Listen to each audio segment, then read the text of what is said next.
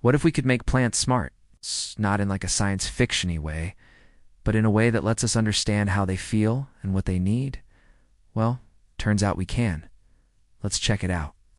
This is a mimosa pudica, or a sensitive area. This little plant has leaves that fold up when touched. It's a defense mechanism to scare off hungry animals. But what if instead of being scared, we could use this reaction to say, "Hey, I'm here," and then get the plant to do something cool in return? Like maybe light up or change color. That'd be awesome. The idea of making plants smart comes from the field of synthetic biology, which is all about designing new biological parts, devices, and systems, and then putting them together in new and creative ways. For example, in my lab, we build genetically engineered bacteria that sense and respond to pollution in the environment.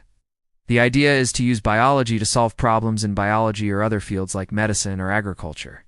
But there's also another approach to synthetic biology where you take existing biological parts, things like cells or tissues, and then combine them with non-biological parts like electronics to create something new.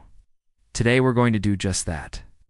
We're going to turn this sensitive area into a smart plant by connecting it to an Arduino, or a microcontroller that can process information and then actuate something like a motor or LED. If we want to measure something from the plant, we'll need a sensor, and if we want to control something about the plant, we'll need an actuator. Today we're going to make a plant that lights up when someone touches it. To do that, we'll need two things: a way to measure changes in the plant, and an LED to light up when we detect those changes. To measure the plant, we'll use a bioelectrical sensor. It's based on the fact that all living cells have small electrical signals inside of them. These signals allow the cells to communicate and control what they do. In the case of a sensitive area, the electrical signals control the direction that water flows into or out of each cell.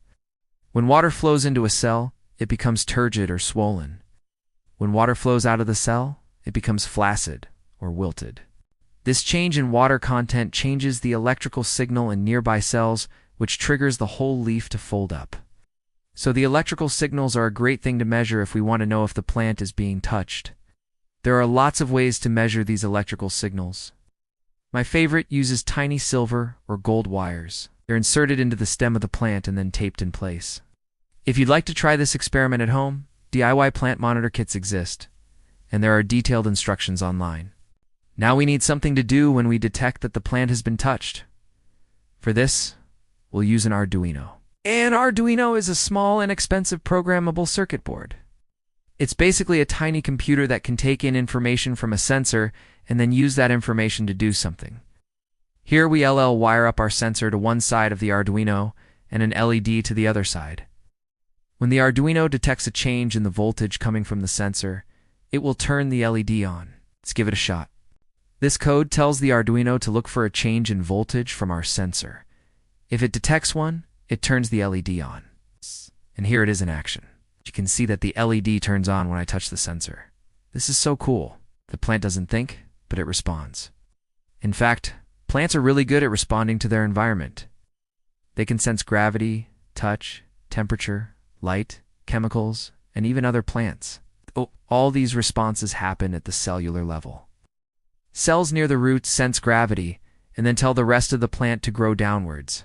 Cells that touch a solid object sense the touch and then tell the rest of the plant to stop growing towards that object. Cells that are exposed to bright light produce chemicals that move to the part of the plant that needs more light. Plants are constantly sensing and responding to their environment to optimize their growth. But how do cells know what to do in response to all these stimuli? Well, the answer is actually pretty simple. Each cell just runs a bunch of different tests. For example, cells that sense gravity test whether they are sitting upright, sideways, or upside down.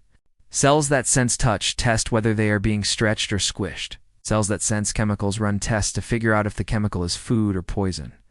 Each of these tests is called a bioelectric. It's just a fancy way of saying that the cell is running an experiment. In the case of the sensitive area, the cells run an experiment to determine if they are being touched. Here's how it works. Cells in the sensitive area have hair-like structures on their surface. When the hairs bend, a special protein opens channels in the cell membrane. When these channels open, ions flow into the cell. Ions are just atoms that have gained or lost electrons. Ions moving into the cell change the electrical signals. which cause the cells to either become turgid or swollen or flaccid or wilted. If enough cells become flaccid, the entire leaf folds up. It's kind of like me falling over if too many of my limbs become limp. Sensitive areas use this trick to respond to danger. But what if instead of responding to danger, we could make the plant do something cool? What if we could make the plant glow? Well, believe it or not, scientists have made glowing plants before. This is a glowing tobacco plant. It's a bit hard to see, but the leaves and the flowers are actually glowing. To make a glowing plant, you just need two things: a gene that makes the plant glow and a way to turn that gene on. Genes are like biological light switches. They tell the cell how to make proteins, which are like the light bulb.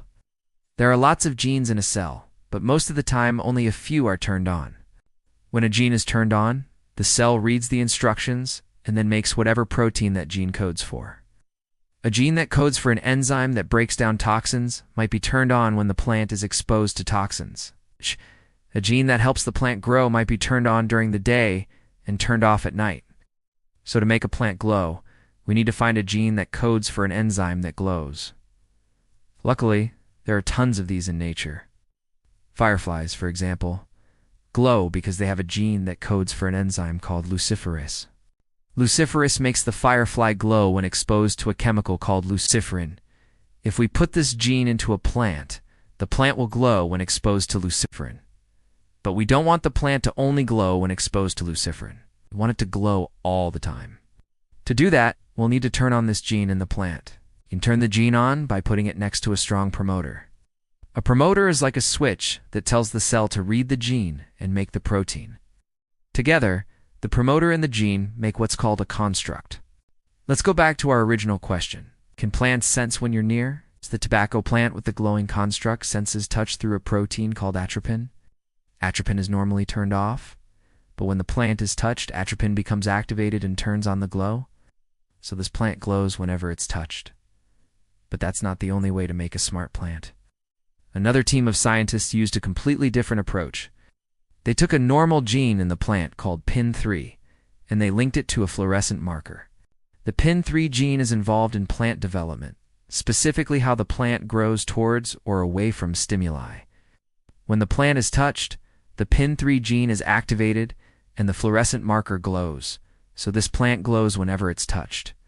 Okay, it's time for some rapid-fire questions. First up, do plants feel pain? No. They don't have neurons or a nervous system. So anything that might feel painful to us, like being touched or having a leaf torn off, is nothing to the plant. Next, are these smart plants the beginning of plant AI? Maybe, in the future, we might be able to program plants to do more complex tasks. But for now, these plants are pretty simple. Finally, can I eat these smart plants? Yes, but I would not recommend eating plants that have been exposed to lots of chemicals or have had their DNA modified. All right, it's riddle time. I have no brain, but I feel your presence. What am I? Pause the video here if you want to make a guess. Plants are amazing. Not only are they capable of some really cool stuff like talking to each other through underground roots, but they're also essential for life on Earth. Plants convert sunlight into food, produce oxygen, and remove carbon dioxide from the atmosphere.